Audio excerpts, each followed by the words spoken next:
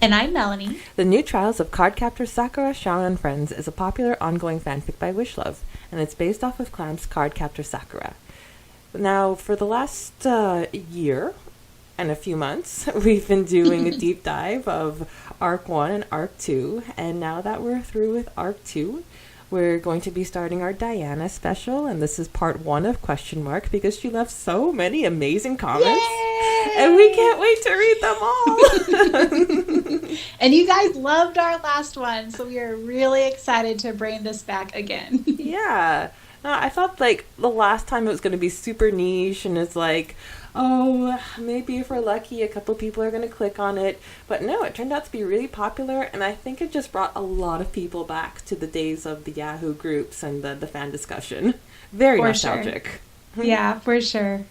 Let's start with chapter 12, Till You Turn to Me. And Melanie's going to be reading the audiobook chapter comments, and I'll be reading the podcast comments. Okay, take it away, Melanie. All right, so we have I'm Back. That was such a treat. So much happened, and it was such a change from last chapter. There was a lot of information and humor in this chapter. This was very much needed for the characters and the readers. One thing that stood out to me from the get-go was the fact that Ryurin is an orphan. I don't recall this at all, but it makes sense since we never hear of Shaoran's grandparents, save for one time, I think. I always took it as their lack of importance in the story, given that his great-uncle, the Great Elder, held more power in the clan. I need to confirm this, but I believe it's mentioned somewhere that Shu Lin became the Chosen One when she was either 16 or 17.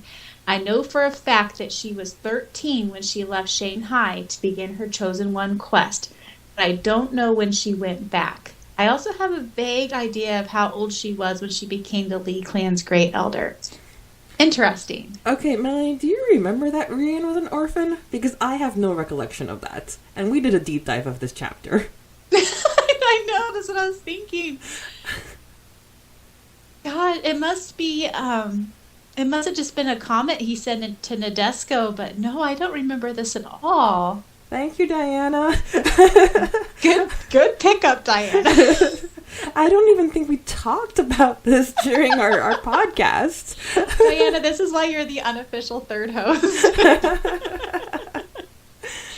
All right, then she says, moving on. Does Aaron ever play the violin again in the story? Was this just an Arc 1 thing? I haven't read Arc 4 in forever, but I think he takes up on the cello, or maybe it was the violin. I know a lot of them are in Lei Yun's orchestra. Mm-hmm. No, he was Cinder Aaron. Yeah. Correct. Yes, and in Leon, he plays the cello because his dad hit his cello, and there's that whole thing.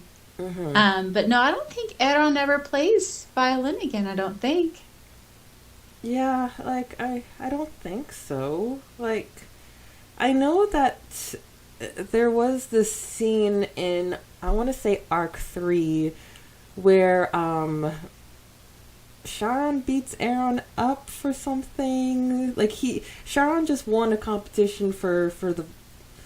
I know I drew a fanfic. I called it a gentleman's agreement, and it was Sharon and Sharon and Aaron shaking hands about something, and then in the chapter, Sharon wins an award, and then Aaron does something. I don't know if this is when he attacks Sakura on their date, and then Sharon beat up Aaron. Anyway, I could be just misremembering something altogether, because I feel that Sharon won a music competition, but I don't really remember anymore. I'm not to that part in Arc 3 yet, although, yeah, I don't know. I guess we will see. We'll put a pin on this. Yes. And then the piano scene is my favorite one in this chapter. I absolutely love how it went from smooth to distorted. Kudos to you, Melanie. And thank you. That took a lot to edit and to put it all together, so I appreciate it. She's talking about when he bangs on the, and then, yeah. Okay.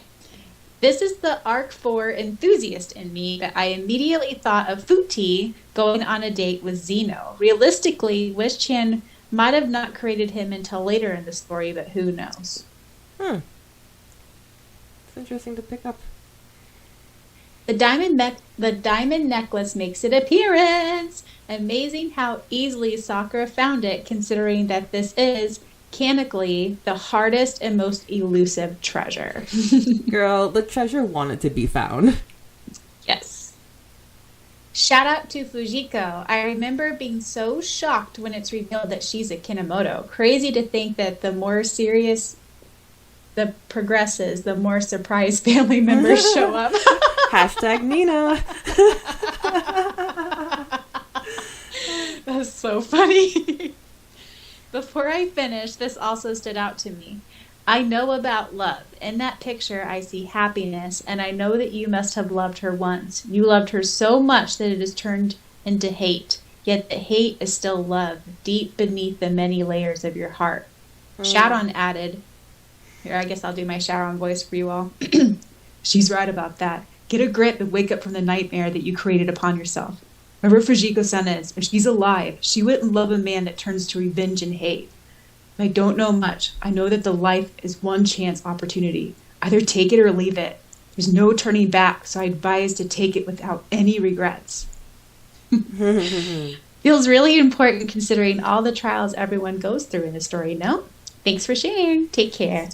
Oh yeah, no, for sure. Especially like in the later chapters when like the fates are going to be such like a prominent theme, and Sharon's very adamant about it. It's like, no, I'm carving my own path. It's like, I don't care if the fates have something predestined with me. I'm going to choose my own destiny. I just wish back in chapter 12 he would have took his own advice. Yeah. It took until arc 2 and him moping all morning to be like, I'm actually going to start to take my own advice, finally. Seriously. Okay, now it's my turn for Diana's comment on our Chapter 12 podcast episode. Yay, podcast time, and dancing girl emoji. I agree with you. We need to enjoy these shorter chapters. I'm a sucker for long chapters, but these short ones are such a treat. Melanie, I love your Nadeshiko's impression of Ryuren. I was cracking up. I remember that. This chapter definitely felt like an anime. I saw it so clearly in my head.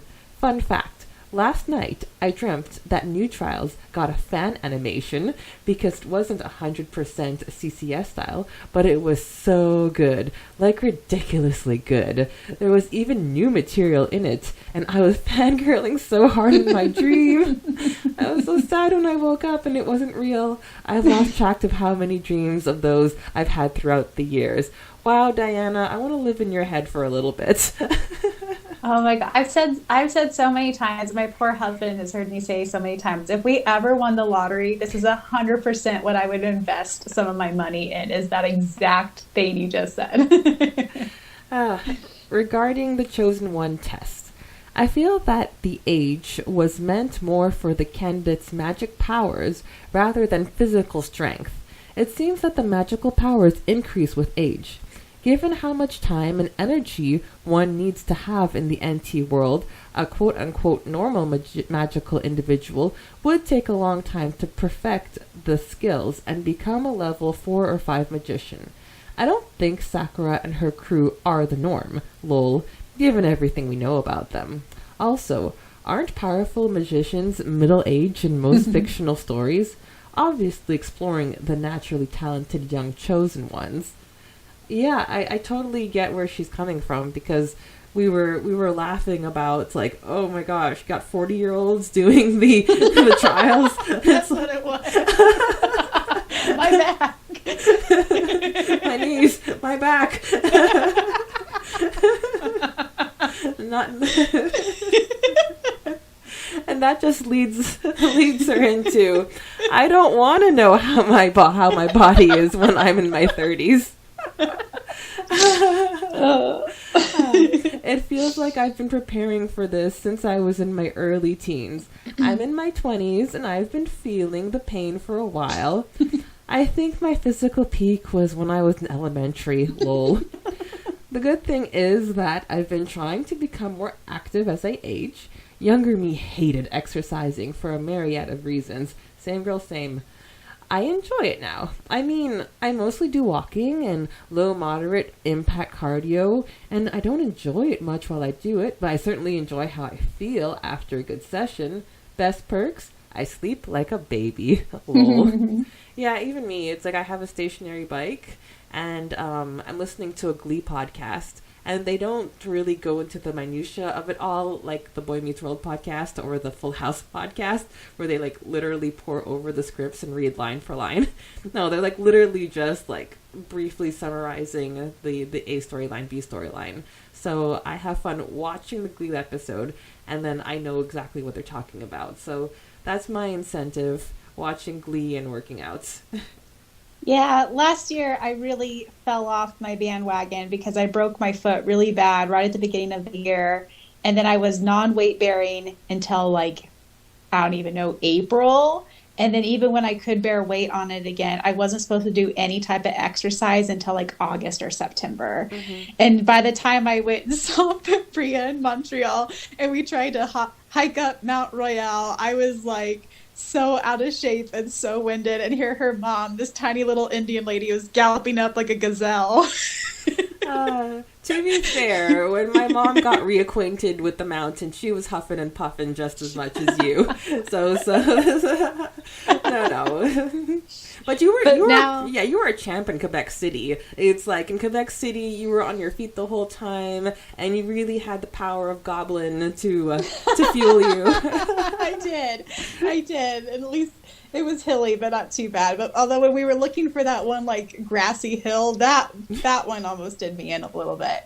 But now since the new year, I've been trying to get back into doing 30 minutes every day on the treadmill. And my thing is I pick something that I'm watching that I'm really into, but I only allow myself to watch it if I'm on the treadmill. So right now I'm watching this really cute anime on Netflix, which is called My Happy Marriage. Highly recommend.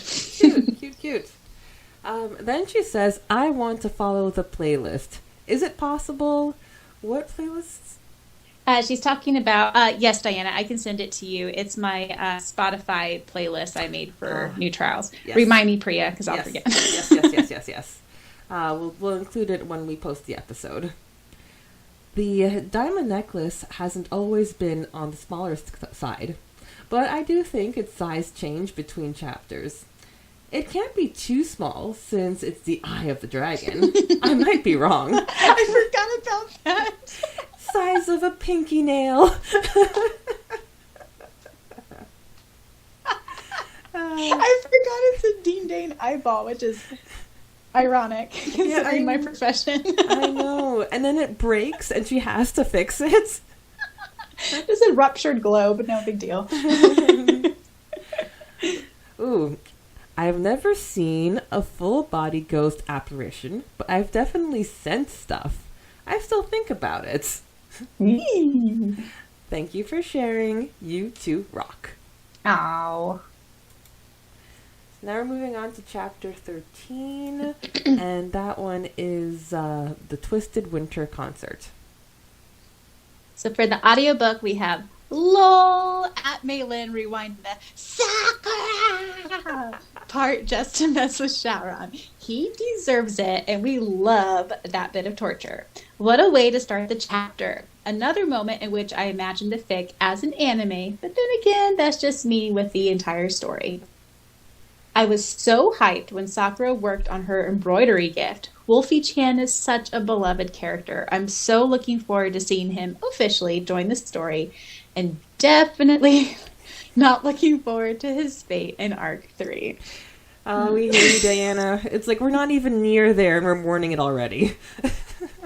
My Venmo's coming, guys. It is coming. Was I the only one who laughed and shook her head when Sharon started using mathematical and scientific language when helping Sakura with the dark force? Like, boy, this is a life and death situation. Just use normal words. LOL. That's like with me when people say it's on the north side of the building or whatever. I'm like, I don't know what that is. Seriously. Like, give me a landmark. Like, is there a McDonald's across the street? Is there a bush that has like a red rose on it? Like, anyway. Aaron's excuse was so bad, lol. And of course, the ever talented and resourceful Tomeo saved the day. Wonderful job on the violin trio and the gossip part towards the end. Mm-hmm. I think she's talking, his excuse was the chemistry project or something. Yeah. By the way, does Sharon ever save Aaron's butt again? Was this the only time? It's possible that it's the only time because Aaron really gets under Sharon's skin, especially as we progress. A little bell's going off in my head though. Because when Aaron gets affected by the jealousy in Arc 4, I think since Sakura can't get through the barrier, I want to say Sharon kind of talks him off the cliff a little bit, but I could be misremembering. Like, it might be Sakura, but that's the only other thing I can sort of think. Yeah. Now for my favorite lines. Let's see here. At the moment, he gazed at Malin's side profile with her silky black hair, which she rarely untied from its buns, flowing down her back and her fiery amber eyes burning. She looked like an exotic, fiery, beautiful princess. If Sharon had said this aloud, Maylin would have been on cloud 9. Don't worry, Maylin. Kai is joining in the near future. Oh. Thanks for sharing. Yeah, no. It's like Maylin is a beauty. But Sharon also knows about her ego. Yay. I can't wait for Kai to... Well, we've met him. The thing is, though, Arc 2 Kai and Arc 3 Kai is different. Because Arc 2, he's still the Kai 2 magician. But, like, in Arc 3, he's actually our Mizuki Kai. Yes. And kind of a little... Not really spoiler alert, or maybe like a little preview of Arc 3. I kind of changed his voice just a little bit since he's not this suave Kaido magician now. Now he's just Kai. So I kind of look forward to that. His voice it's similar, but a little bit different. That's awesome. That's really clever. Okay, now for the podcast, Chapter 13. Smiley face. Sakura and Sharon play the violins in Arc 2 for sure. However, there is a music competition in Arc 3. See, that's what I was talking about, the music competition. Oh, okay. Sharon, Ariel, and Tomoyo definitely participate, but I don't believe Sakura does. And yes, in Arc 4, Sakura and Sharon sort of played the violins again because of Goth Cinderella, but we all know how that ended. Lol. I don't know if this counts, but Tomoyo sang in a competition at Ituku High. We never see it, but it's mentioned a few times. In fact, this is where Leion's whole "sing for me, my pretty, scheming, talented little songbird" obsession comes from. Or, at least, that's what he said. See, I remember that Tomoyo did sing at Ituku High because there's a couple of fan arts of it. So, because the fan arts exist, I actually remember this happening. But, yeah, that's really cool. And I have a headcanon that that's when Leon fell for her, is when he heard her sing at Itoko. Oh, are you sure it's not when he licked her? I mean, lust like. Lust for a high schooler. Anyway, glossing over that. I agree that Sakura needed the time to process Sharon's words. She's the more open one of the two, to the point where Sakura sort of points this out to Tomoyo and asks her to rely on her more often. Regarding Aaron's potion, I don't recall him ever using a potion in future chapters, although knowing him, he was probably just making some DIY hair mask, leave-in, or oil. I know I've done those many times and have left people confused by them. Hee hee hee. I love her theory. I mean, it 100% makes sense to me. I'm all for it. I'll jump on that headcanon. Going back to the Full House podcast, How Rude Taneritos, John Stamos, who plays Uncle Jesse, his nickname is actually Mud because of all of the products that he uses in his hair. Oh my god. Okay. Lol at Sharon's conversation. I can totally see it happen just like that.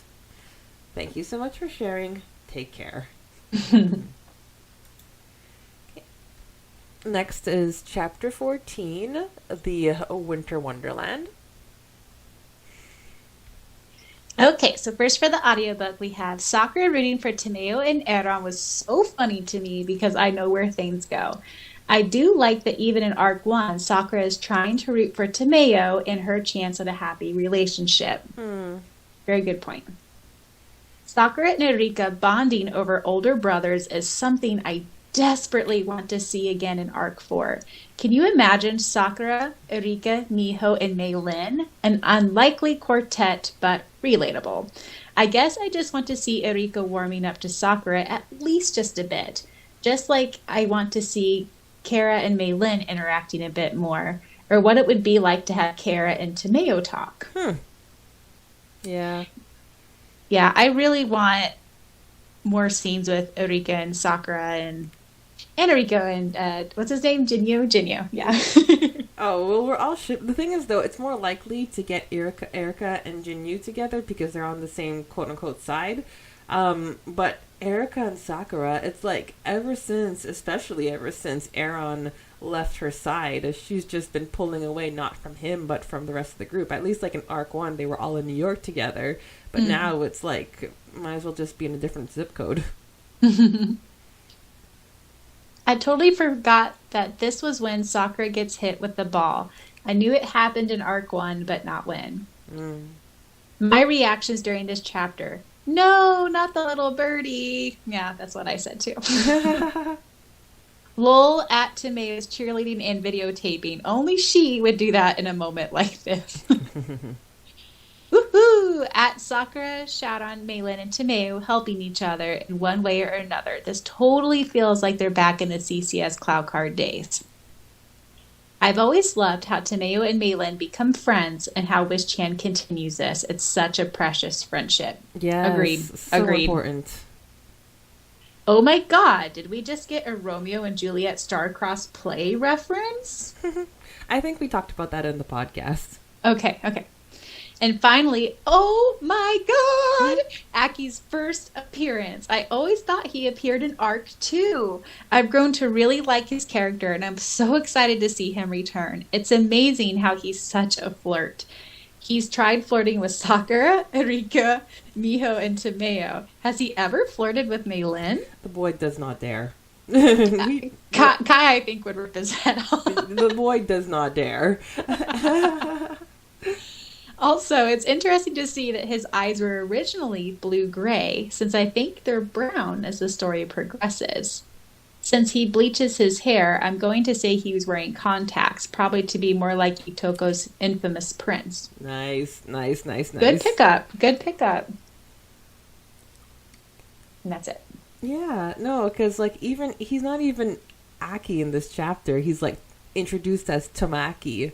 And then it's not until, like, Arc 2 that he gets the nickname Aki and he becomes a more fleshed out character. But, no, it's always, like, a real treat to see him. He kind of sneaks up on you unexpectedly in this chapter if you don't see it coming. And then when he does, it's like, oh my god, it's Aki! So, now for the podcast comments. I always thought Aaron had chosen to invite Tomoyo to make Sakura's night harder and lonelier. Ooh. As sneaky as Aaron can be, especially earlier versions of him, I don't think he's the type to ask someone on the dance as a thank you. Ooh, I never even thought about that, because that's exactly what ends up happening. Sakura's, like, just by herself in a corner, and everybody's just, like, dancing away, and oh, man.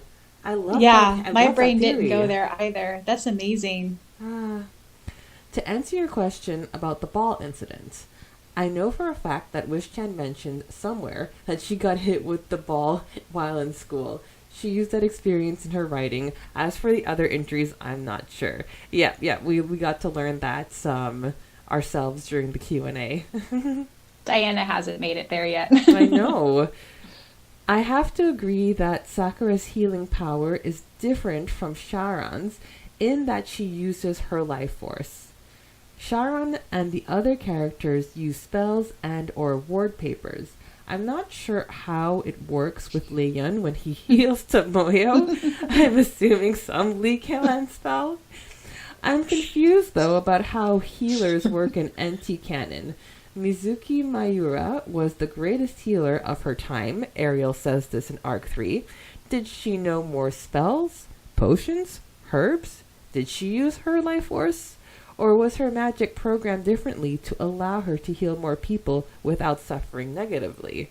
Yeah, like in Kanto, the eldest daughter of Abuela, she just cooks food and then that's how they like heals people. But yeah, I remember having this conversation and I really like her input to that conversation.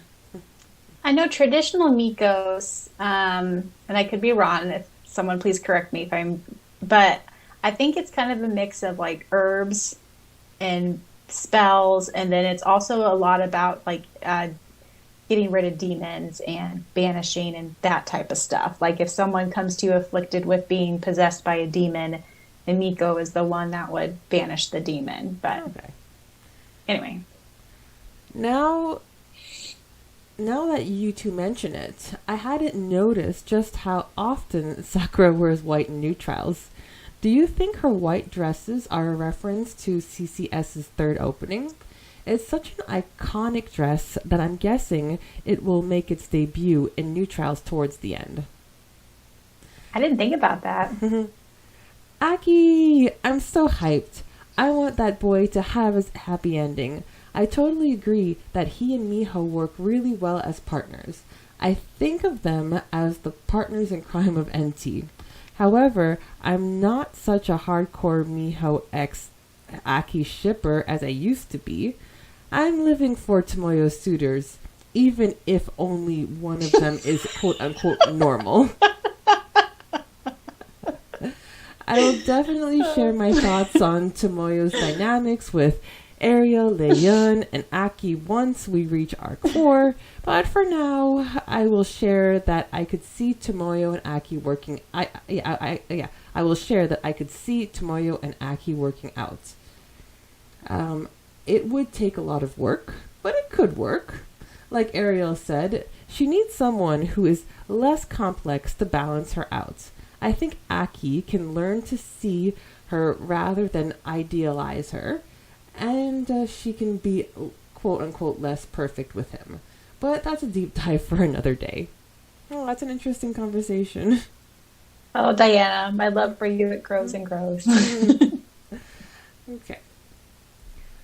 I agree that teenager me would have been okay with Sharon's decision to mess with Aki, SNS shipper all the way. However, as I mature, this just rubs me the wrong way.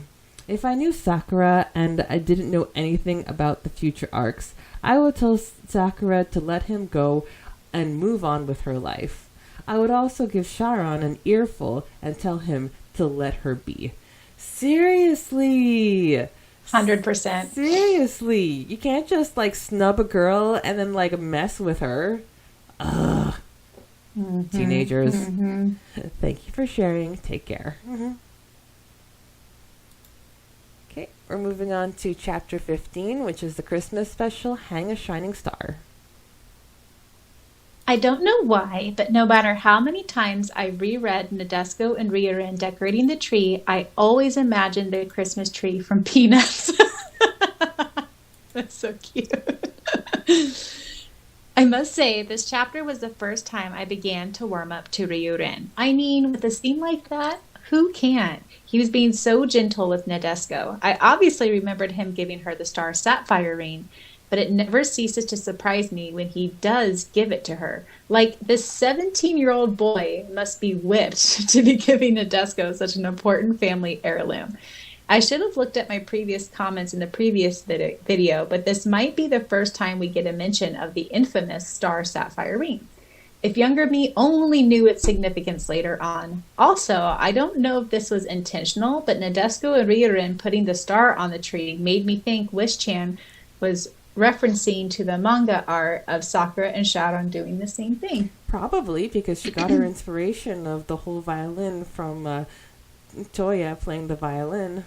Yeah, and this is the first chapter I ever kind of warmed up to him as well. Because up until this point, he'd been really kind of annoying.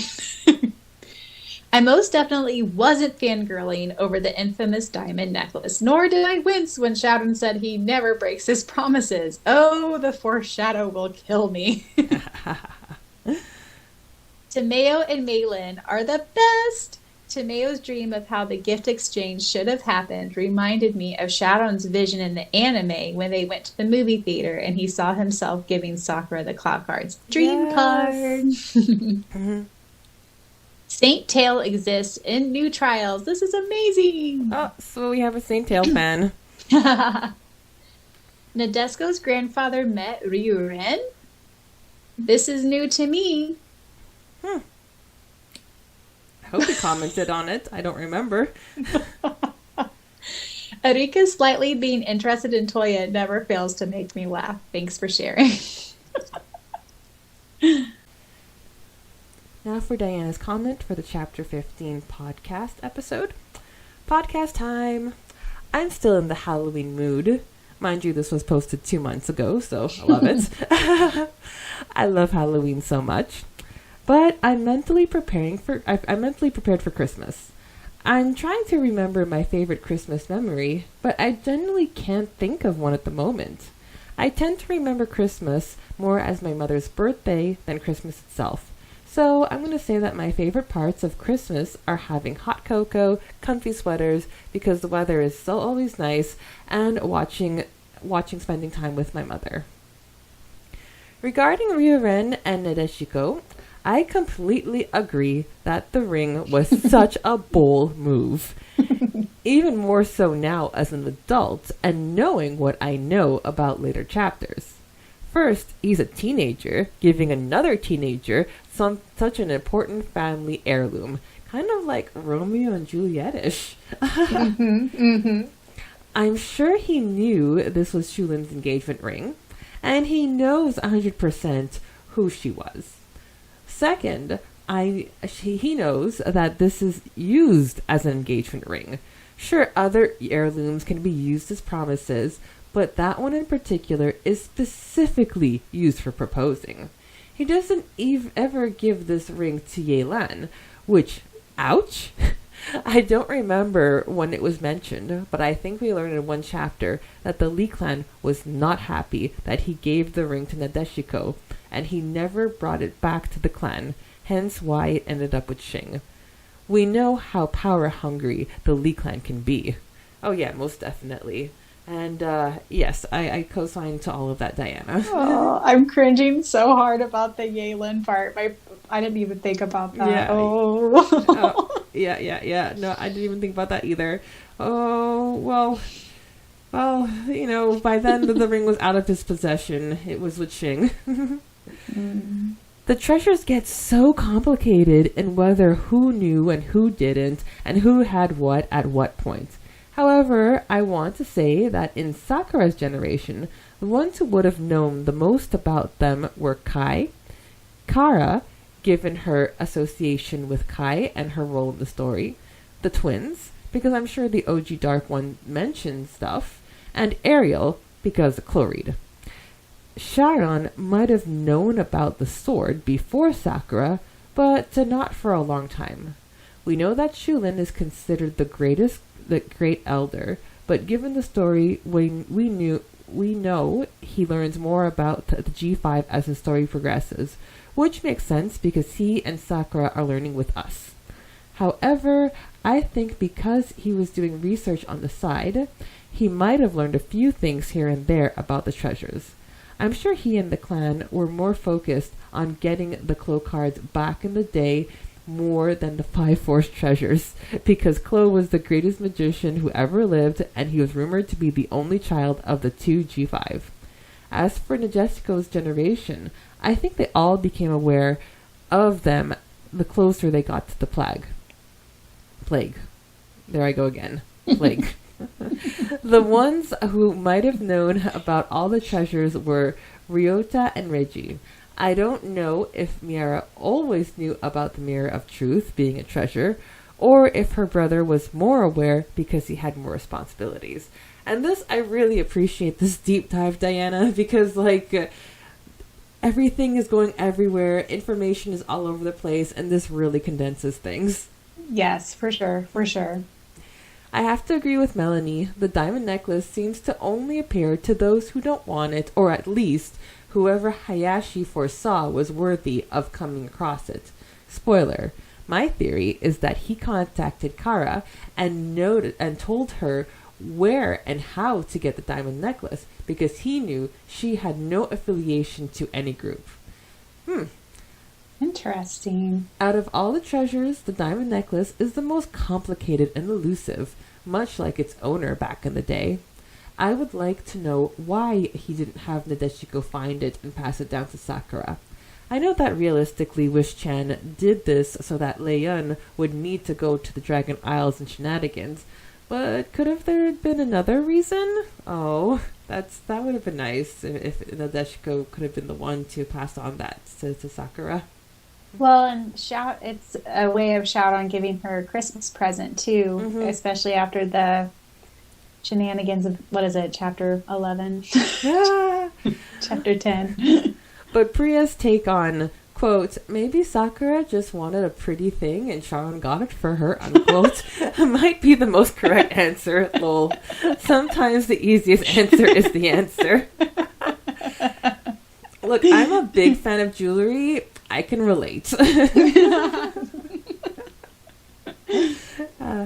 To me, that Saint Tail drop was foreshadow for Kai. I'm hyped. He's gonna steal all the scenes. I'm glad I'm not the only one who thought that Fujitaka's story was sad. I want to blame Chloe's sense of humor and overall sad boy vibes. Before knowing that Wish-chan made the story up, I was getting the crane wife Japanese story vibes.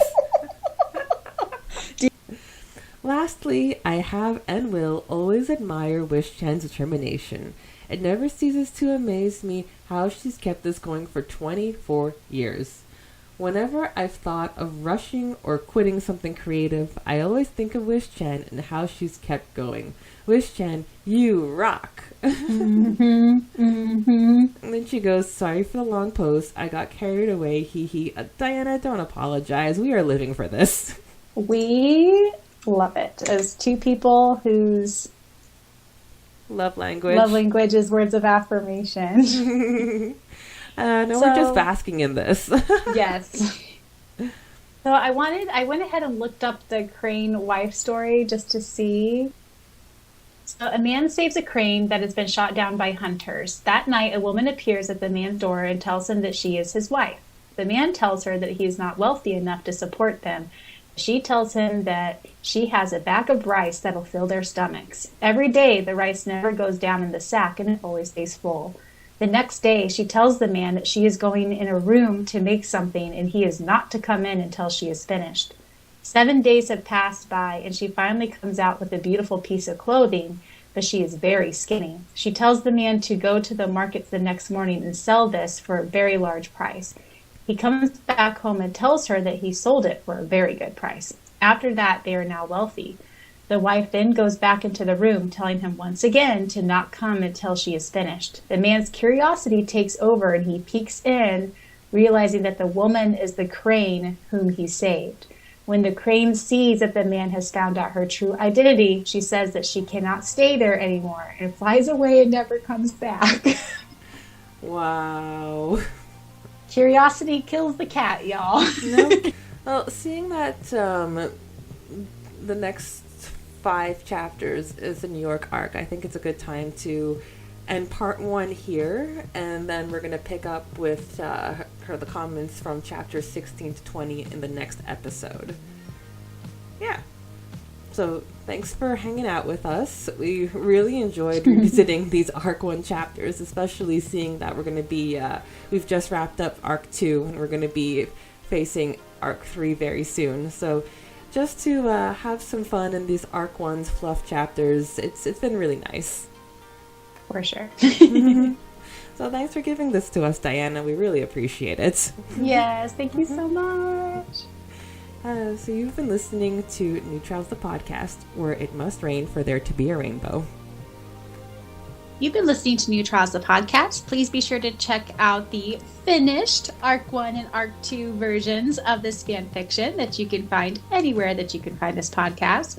Please be sure to also check out the Facebook fan page for New Trials, where a big part of our discussions happen nowadays.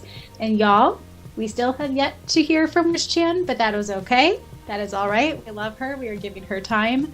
But when we do post this bonus special, we will include some of our third host questions that you guys are free to answer if you would like, and also feel free to comment any questions that you might have for Wish-chan, and if we hear from her, we will get those questions to her, or you can email us as well at ntthepod@gmail.com.